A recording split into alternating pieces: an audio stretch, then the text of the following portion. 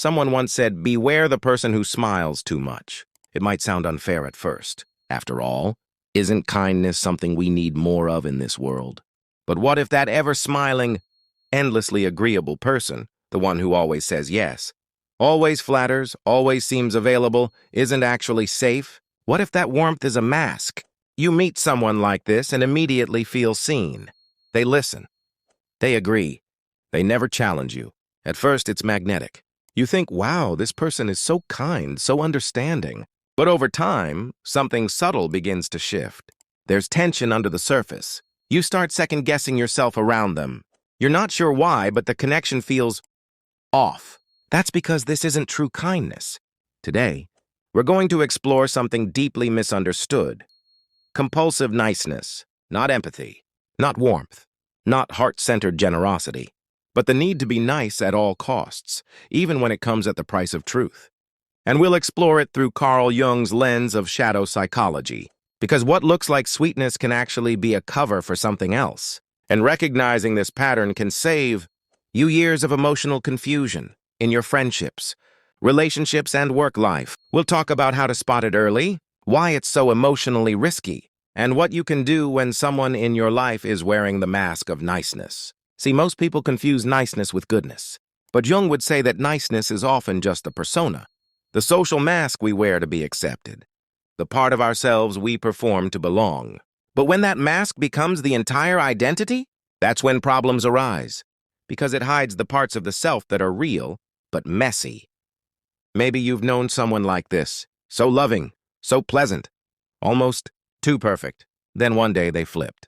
Maybe they went cold, ghosted, became passive-aggressive or guilt-trippy, and you were left stunned, wondering what just happened. Here's the truth. Their niceness wasn't about love. It was a defense strategy, a way to avoid being disliked, criticized, or abandoned.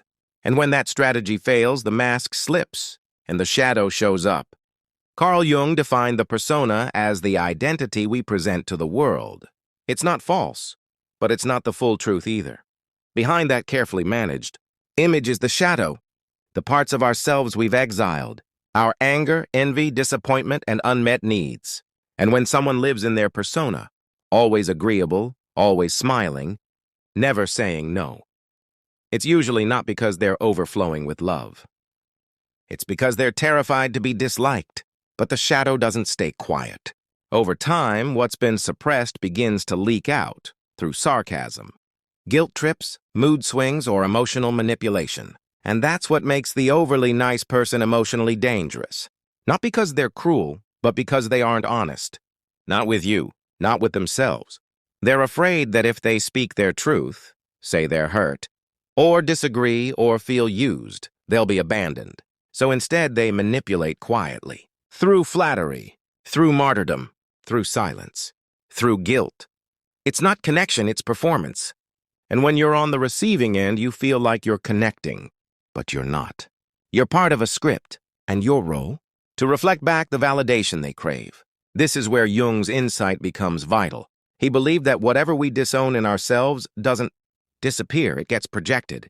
So the person who denies their own selfishness might accuse you of being selfish. The one who represses anger might tell you that you're too harsh. They're not seeing you. They're speaking to their own disowned parts. And ironically, the nicest people often carry the deepest shadows. Because they've been taught, since childhood, often that being good means never showing anger, never asking for too much, never rocking the boat. So they smile.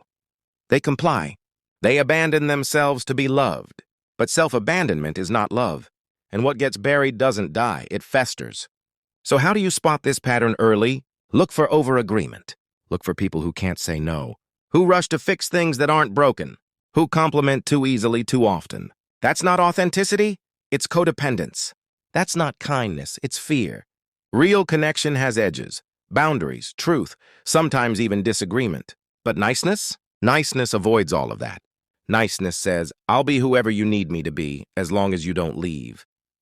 So how do you protect yourself from getting caught in someone else's emotional performance? You learn to read the micro-signals. Start with energy. A real person has range. They can be light, serious, strong, vulnerable. They don't need to be on all the time. But someone performing niceness feels flat, always agreeable, overly polished. They might laugh when they're hurting, apologize too much, mirror your tone, your words, your values, so much that you begin to feel unseen. That's not connection. That's adaptation.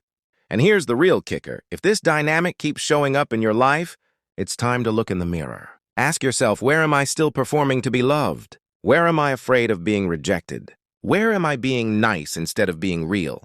Because until you meet your own shadow, you'll confuse performance with presence. You'll call niceness loyalty and flattery love. And you'll keep attracting people who wear the same masks you do. Shadow work is how you break the cycle. It means going within, sitting in silence without anyone else's energy in the room, letting your nervous system soften so that your truth can rise. It means asking questions like, where in my life am I faking it? Who am I still trying to impress? What emotions am I suppressing to stay good? It means allowing yourself to feel what's real, anger, jealousy, pain without judgment. Because when you integrate your shadow, you stop reacting blindly. You stop attracting masks because you're no longer wearing one. You start to see through emotional performances, not with suspicion, but with clarity. You can tell when someone is being nice to be accepted versus being kind because they are whole. And the most beautiful part? Once you've done the work, you don't need to protect yourself so much. You naturally stop syncing with people who live in performance mode. That dynamic fades. It doesn't match your energy anymore. Carl Jung once said, until you make the unconscious conscious, it will direct your life and you will call it fate. This is the core of it. When you deny your pain, your voice, your emotions, they don't disappear. They just go underground. And if you don't face them, you'll keep reenacting the same patterns, attracting the same people, repeating the same wounds. Nice people aren't the issue. The issue is what they, and sometimes you, are avoiding. So what would Jung tell you to do? Not to demonize, not to reject, but to integrate. To reclaim those lost parts, because only then can you truly tell the difference between authentic love and emotional theater, between a soul who's there to be seen and one who's there to be validated. Once you stop performing, you stop attracting performers. You stop bending for approval. You stop chasing false harmony. You become real. And real energy doesn't beg. It doesn't manipulate. It resonates. So, how do you build relationships from this place? Start by noticing who can say no lovingly. Who respects your boundaries? Who doesn't collapse under disagreement? Who speaks with integrity, not just charm? And who can sit in silence with you without needing to fill it? Because when a person is whole, you feel it. They don't need your approval. They don't need to pretend. They just are. And that presence, that grounded, non-performative energy, is what your nervous system has been craving all along. Not flattery, not sweetness, not perfection, just soul. So remember, your relationships are a mirror. And the more honest you are with yourself, the more clearly you'll see others. You won't chase illusions anymore. You'll start recognizing truth. And that's when life gets real, beautiful, and free. If this message resonated, share it with someone who needs to hear it. Drop your story or insight in the comments. Have you ever trusted someone's niceness only to be shocked when the mask fell off? Your story might be the wake-up call someone else needs. And if you're drawn to these deep, raw conversations about psychology, energy, and becoming your real self, subscribe to Fractal Wisdom and hit the bell. Because we're not just talking, we're remembering who we are.